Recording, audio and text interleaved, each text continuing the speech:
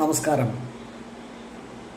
ഇന്ന് ഞാൻ നിങ്ങളുടെ മുന്നിൽ എത്തിയിരിക്കുന്നത് ജിത്തു ജോസഫ് തിരക്കഥ എഴുതി സംവിധാനം ചെയ്ത ദൃശ്യം 3 എന്ന സിനിമയെക്കുറിച്ച് സംസാരിക്കുവാനാണ്. പതിവ് പോലെ എൻ്റെ ഈ ചാനൽ നിങ്ങൾക്ക് ഇഷ്ടപ്പെട്ടു എങ്കിൽ ദയവായി സബ്സ്ക്രൈബ് ചെയ്യുക.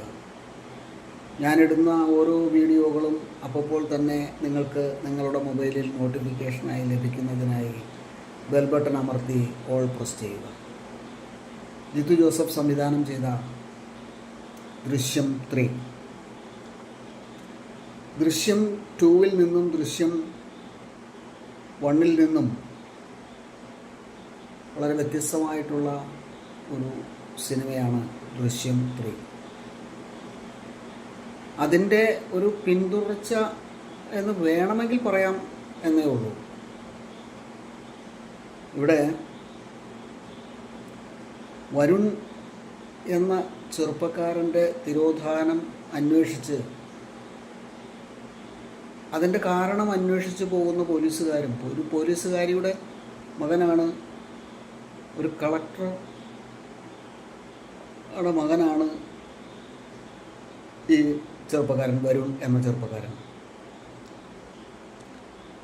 അയാളുടെ തിരോധാനം അന്വേഷിച്ച് ചെല്ലുമ്പോൾ കണ്ടെത്തുന്ന ഒരു സത്യമെന്ന് പറയുന്നത് ജോർജ് കുട്ടി എന്ന ഒരു കഥാപാത്രത്തിലേക്കാണ് ചെല്ലുന്നത്.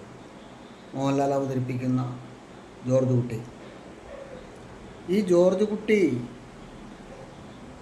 വരുണിൻ്റെ വണ്ടി കൊണ്ടുപോകുന്നതൊക്കെ ആയിട്ട് കാണുന്ന ദൃശ്യം 1-ൽ നമ്മളതാണല്ലോ കാണുന്നത്. വണ്ടി കൊണ്ടുപോകുന്നതും ഒക്കെ ആയിട്ട്, ആ മഞ്ഞ മാരുതി കാർ കൊണ്ടുപോകുന്നതൊക്കെ ആയിട്ട് കണ്ടു എന്ന് പറയുന്ന സഹദേവൻ, പോലീസുകാരൻ സഹദേവൻ, അയാളാണ് ഈ കഥയെ മുന്നോട്ട് ആ സിനിമകളിൽ ആ 1-ൽ കൊണ്ടുപോയത്. എങ്കിൽ 2-ൽ നിന്നും വ്യത്യസ്തമായിട്ട് ഇവിടെയും ഈ 3 എന്ന ഈ പാർട്ടിലും ഈ കഥയെ ചലനാത്മകമാക്കുന്നത് സഹദേവൻ്റെ സാന്നിധ്യം തന്നെയാണ് എന്ന് പറയേണ്ടതായിട്ടുണ്ട്. നമുക്ക് ഈ സിനിമ ആദിമധ്യാന്തം തന്നെ കണ്ടിരിക്കാവുന്ന ഒരു സിനിമയാക്കി മാറ്റിയിട്ടുണ്ട് ഈ സിനിമയുടെ അണിയറ പ്രവർത്തകർ, സംവിധായകൻ. നമുക്ക് ഇതിൻ്റെ ബോക്സ് ഓഫീസിൽ എത്ര വീണു, 100 കോടി കളക്ട് ചെയ്യുമോ, 2 ദിവസം കൊണ്ട് 100 കോടി ആയോ, ഇതൊന്നുമല്ല നമ്മൾ ആസ്വാദകർ ചർച്ച ചെയ്യേണ്ട വിഷയം, ആസ്വാദകരെ അന്വേഷിച്ചു പോകേണ്ട വിഷയം. ആ സിനിമ നമുക്ക് ആസ്വാദനം തന്നോ എന്നുള്ളത് മാത്രമാണ്. ബിസിനസ് പരമായിട്ട് നോക്കുകയാണെങ്കിൽ ഒരുപക്ഷെ നല്ല കളക്ഷൻ റെക്കോർഡിലേക്കാണ് ആ സിനിമ പോകുന്നത് എന്ന് നമുക്ക് കാണാം, ഈ സിനിമ പോകുന്നത് എന്ന് നമുക്ക് കാണാം. പക്ഷേ ഇവിടെ ഒരു ആസ്വാദകൻ്റെ പക്ഷത്ത് നിന്നുകൊണ്ടാണ് ഞാൻ ഈ സിനിമയെ വിലയിരുത്താനായിട്ട് ആഗ്രഹിക്കുന്നത്. ഞാൻ ആദ്യമേ തന്നെ പറഞ്ഞുവല്ലോ, ഈ സിനിമ ആദിമധ്യാന്തം കണ്ടിരിക്കാവുന്ന ഒരു സിനിമ തന്നെയാണ് എന്ന് ഞാൻ ആദ്യമേ തന്നെ പറഞ്ഞു. അതിൻ്റെ കാരണം എന്ന് പറയുന്നത്, ഇതിൻ്റെ തുടക്കത്തിൽ നമ്മൾ കാണുന്നത് ഒരു സിനിമ നിർമ്മിച്ച് ആ സിനിമ അജീഷ് രാജ് എന്ന് പറയുന്ന ഒരു സംവിധായകനെ കൊണ്ട് തൻ്റെ കഥ എഴുതി, വിനയേന്ദ്രൻ എന്ന് പറയുന്ന ആ ദൃശ്യം 2-ൽ കണ്ട സായികുമാറാണെന്ന് ആ വേഷം കൈകാര്യം ചെയ്തത്. ആ സിനിമയാണ് ഇവിടെ പൂർത്തീകരിക്കപ്പെട്ടത്. അനീഷ് രാജ് എന്ന സംവിധായകൻ, ചെറുപ്പക്കാരനായ സംവിധായകൻ്റെ സിനിമയായിട്ട് വരികയും വൻ വിജയം സൃഷ്ടിക്കുകയും ഒക്കെ ചെയ്തു. അതിൽ നായകനായിട്ട് അഭിനയിച്ചത് ഹരികുമാർ എന്ന കഥാപാത്രമാണ്. ഹരികുമാറിനെ അവതരിപ്പിക്കുന്നത് ബിജു മേനോനാണ്. അങ്ങനെ ഇരിക്കുമ്പോഴാണ് ഈ പ്രധാനപ്പെട്ട ഒരു കഥാപാത്രമായിരുന്നല്ലോ അൻസിബ അവതരിപ്പിച്ച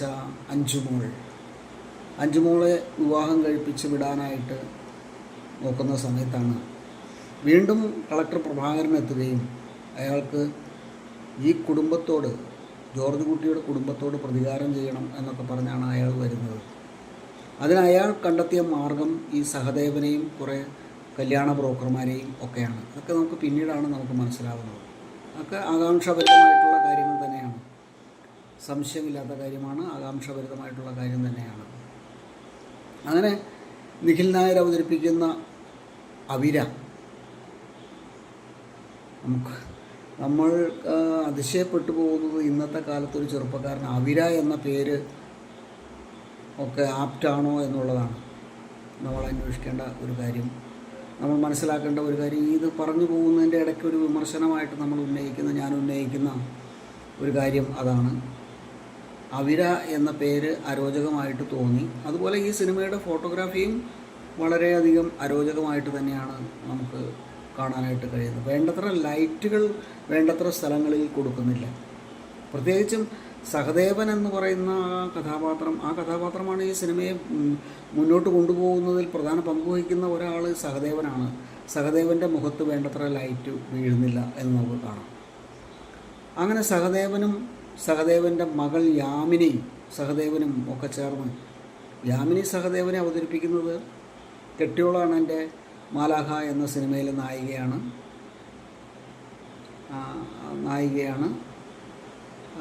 ശാന്തി അഡ്വക്കേറ്റ് രേണുകയായിട്ട് വരുന്നുണ്ട്.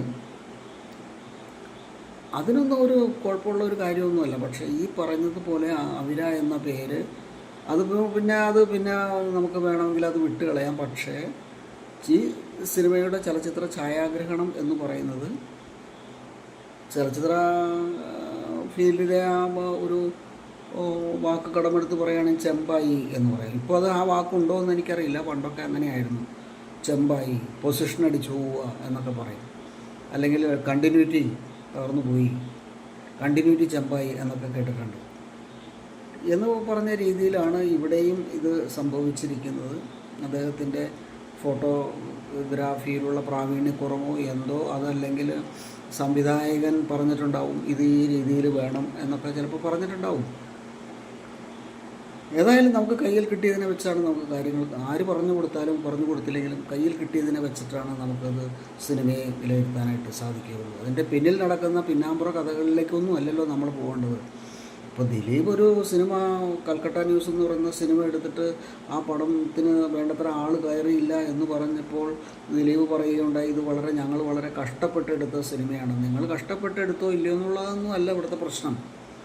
നിങ്ങൾ കഷ്ടപ്പെട്ടോ, ഇത് ആസ്വാദികരമായോ എന്നുള്ളത് മാത്രമാണ് ഇവിടുത്തെ പ്രശ്നം.